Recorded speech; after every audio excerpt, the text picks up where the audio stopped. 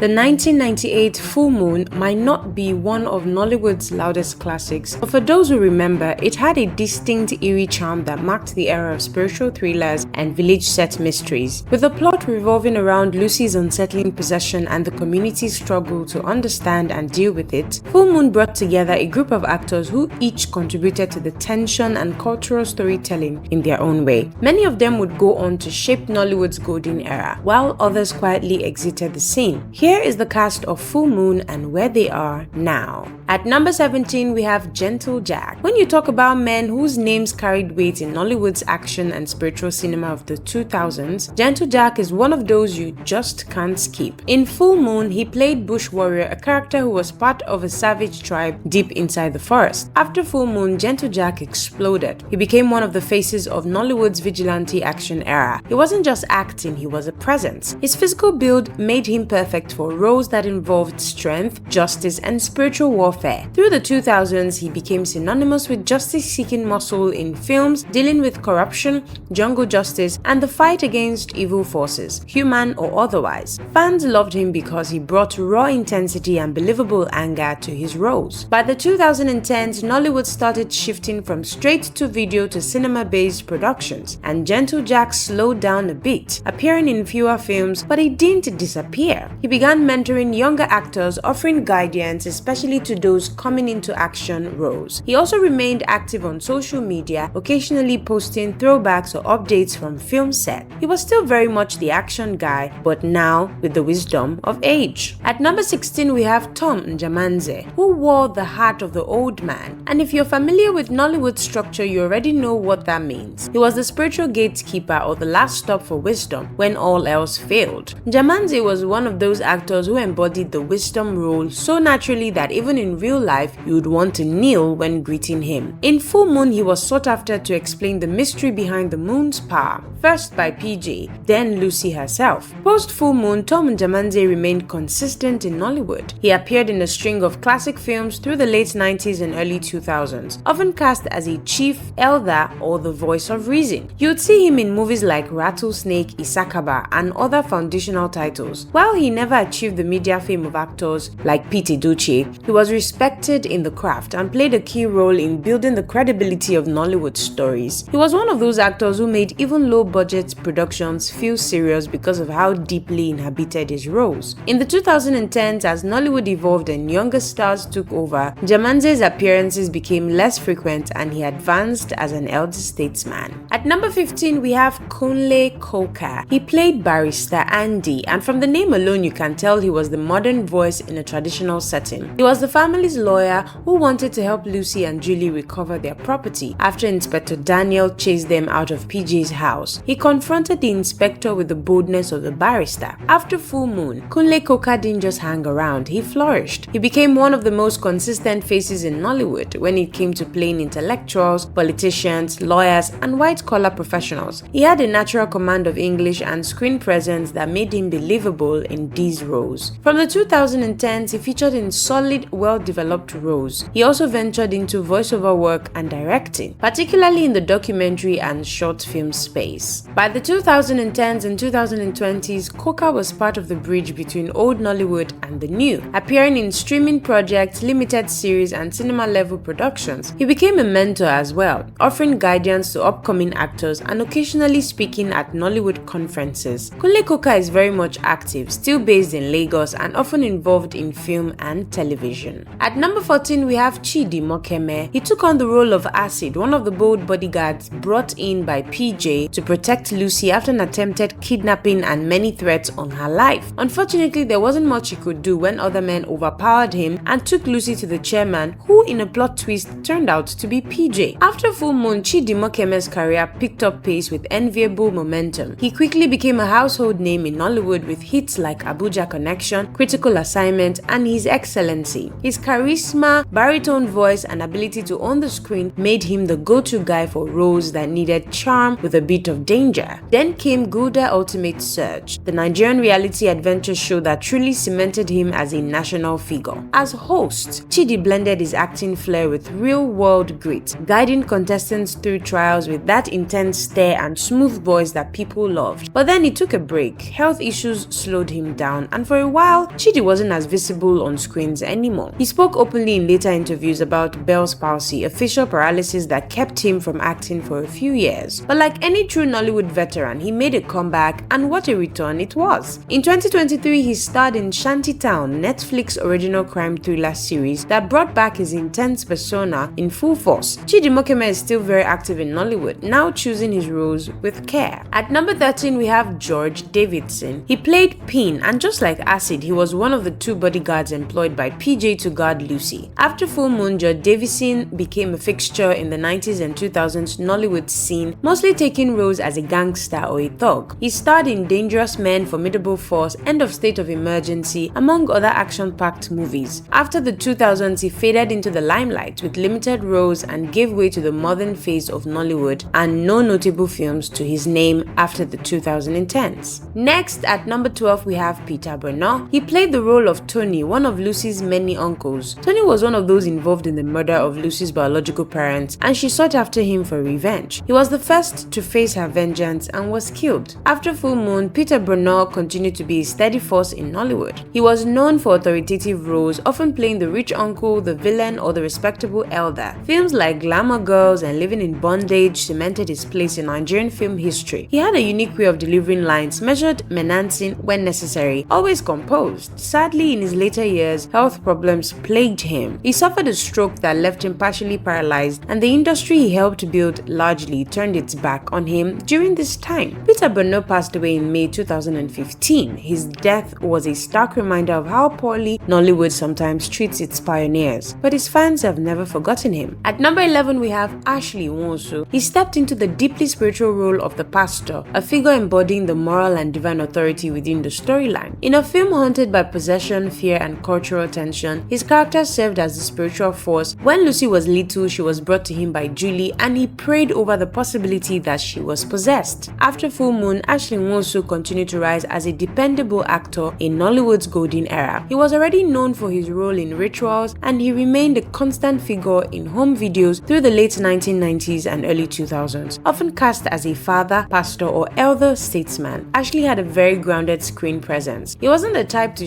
chase clout or scandal, but he was more of the solid rock type, delivering consistent performances in a time when the industry was still finding its feet. Unfortunately, his life was cut short when he passed away in April 2011 after a battle with illness. The news shook Nollywood. His colleagues mourned deeply, not just because of his talent, but because he was known to be a kind and dependable man off-screen. At number 10, we have Vera Kanu, who played Rhoda, but it carried emotional weight. She played the role of a mother whose son got into a fight with Lucy when she was little. One particularly memorable scene was when Rhoda tries to confront Julie after her son was beaten by Lucy. After Full Moon, Vera Kanu didn't remain in the spotlight. Like many actresses from that late 90s era, especially those not pushed into lead roles, she gradually disappeared from the mainstream. The Full Moon became her only notable credit. Next up at number 9, we have Prince James Uch. He played the role of Greg, one of Lucy's uncles and one of those responsible for the death of her parents. James Uch had that intensity about him. In Full Moon, as Rhoda, she may not have been the biggest in terms of screen time that made even subtle roles feel important. During the period when one of the uncles responsible for their crimes was killed, he switched into panic mode but was eventually killed by Lucy.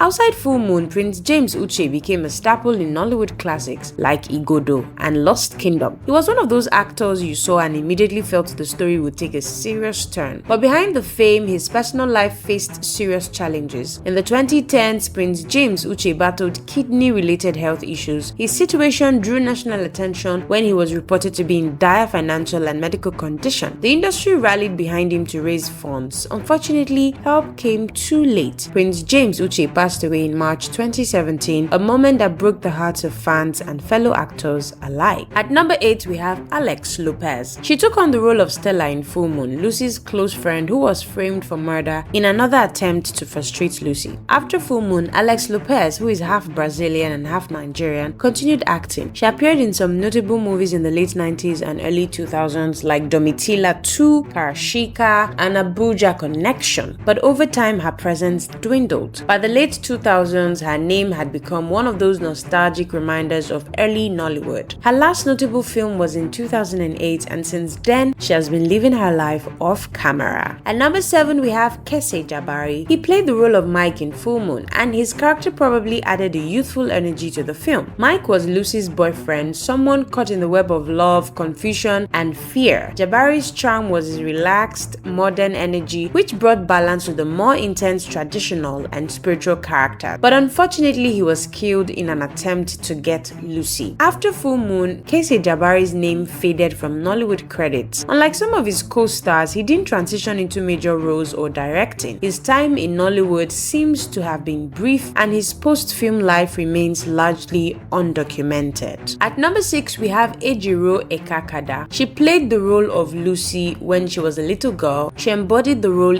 very well, even for a little girl. Despite her huge potential as a child actress, Ejiro didn't evolve as an actress in the industry, with Full Moon being her most notable role. At number 5, we have Kayo Okanayo. He took on the role of Daniel, one of the members of the huge family and one of the most intense and magnetic characters in the film. Daniel was a police officer at first, but later became the Inspector General. He was that grounded authority figure, the kind of character who didn't just speak with his mouth but with his eyes, his posture, his unshakable aura. After the Full Moon, Kayo Okanayo didn't slow down. If anything, that era, late 90s to early 2000s, was his prime, where he mastered the archetype of the morally conflicted elder, the cultist in secret, the desperate man. He delivered unforgettable performances in Blood Money, Rituals, Billionaires Club, Living in Bondage, and a host of others, becoming synonymous with supernatural and morally complex roles. But he didn't allow himself to be boxed in. By the time Nollywood began transitioning into the new Nollywood phase with more polished productions, Kayo had already reinvented himself. He starred in the 2018 Netflix film Lionheart, directed by Genevieve Naji, where he played a more nuanced corporate elder role. Then in 2019, he reprised a variation of his classic persona in Living in Bondage, Breaking Free, a sequel that reintroduced his cultist energy to a new generation of fans. What makes Kayo even more fascinating is his pivot outside of acting. In 2018, at age 56, he was called to the Nigerian bar, officially becoming a lawyer. Beyond the theatrics of film, Kayo is now a speaker, mentor, and fierce advocate for discipline, education, and youth development. His Instagram is a treasure trove of motivational clips and behind-the-scenes peeks into both his film sets and his life as a legal professional. At number 4, we have Dolly Unachuku. She brought quiet strength and emotional depth to the character of Julie. Julie was the aunt of Lucy and took her as her daughter when her sister was killed during childbirth. From the start, she always loved Lucy and she didn't have any child of her own. When Lucy undergoes her terrifying possession episodes, Julie would have panic attempts to comfort her or hold her down. After Full Moon, Dolly Unachuku took a different path from many of her contemporaries. Having been a major figure in Nollywood classics like Fortunes and Glamour Girls, she had already built her reputation as one of the queens of the early home video era. But in the early 2000s, she began to step back. She moved to the United Kingdom and focused on writing and producing, taking on more creative control over her work, though from a distance. While she didn't feature much in the new Nollywood cinema boom of the 2010s, she remained a respected name, especially among fans of the 90s golden era. Dolly is living a quieter life in the UK and still shows up in 1 or 2 movies here and there.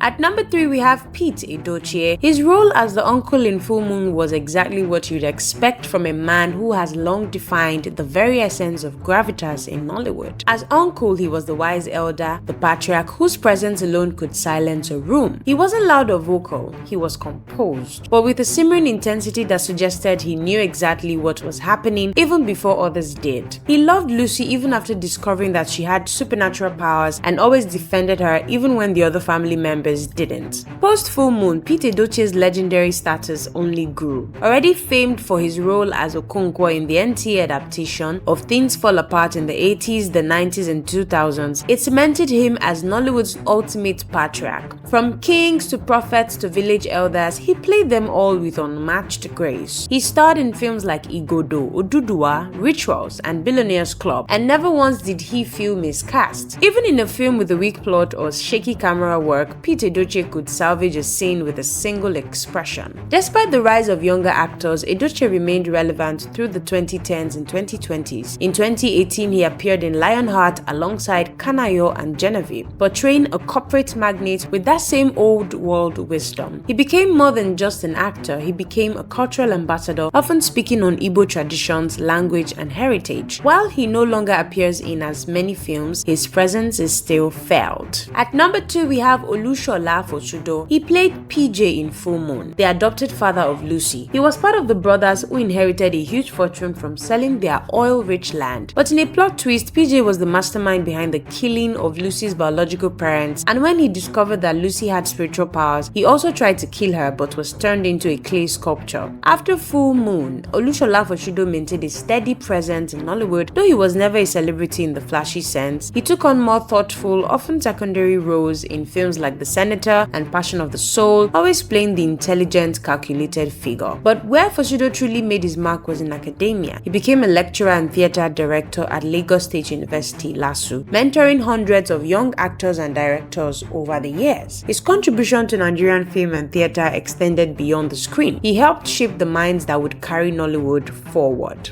At number 1, we have Regina Asia. She played the lead role as Lucy, and it wasn't your average Nollywood character. She was layered, tragic, and terrifying in equal measure. A teenage girl caught in the grips of a supernatural possession that turned her from quiet and loving to unrecognizable. Lucy was the kind of role most actresses would shy away from because of how emotionally and physically demanding it was, but not Regina. From the opening scenes where Lucy begins to experience strange dreams and shifting moods, to the chilling middle portion of the film where the full weight of her possession unfolds, Regina gave a performance that felt raw, physical, and emotionally unhinged. Now, Full Moon didn't come out of nowhere for Regina. By then, she had already starred in films like Most Wanted, where she played the badass female criminal, a sharp contrast to the vulnerable Lucy. But after Full Moon, Regina did something unexpected. She began to slowly withdraw from the industry. While many of her contemporaries were taking on more roles or building production companies, Regina Asia quietly packed her bags and relocated to the United States. At first, it looked like she was just taking a break, but as time went on, it became clear she was transitioning out of the spotlight. She enrolled in nursing school, earned her qualifications, and became a licensed and practicing registered nurse. She is married to American Rudolph Rudy Williams, the nephew of Ron Everett and grandson of jazz musician Fess Williams. The couple shares 2 children, and her name became Regina Asia Williams. She also has an older daughter,